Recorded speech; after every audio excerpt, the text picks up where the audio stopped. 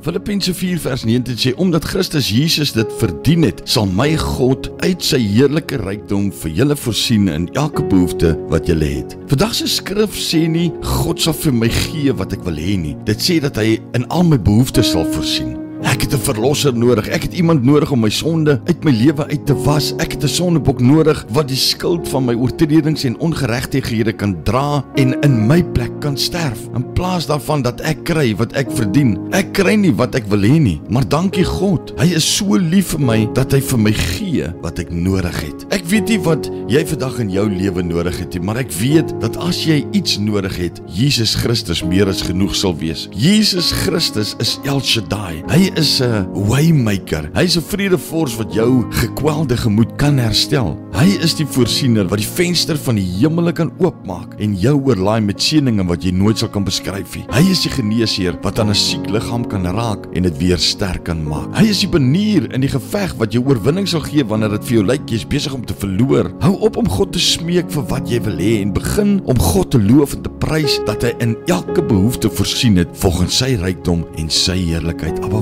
Vader, dankie vir hierdie kosbare woord. Dit gaan nie altyd oor wat ek wil hê nie. Here, dit gaan oor wat ek nodig het en U weet beter. Dankie Here dat U alles instoor het vir my omdat ek U liefhet. Ons loof U, ons prys U en ons eer U in Jesus se naam. Amen.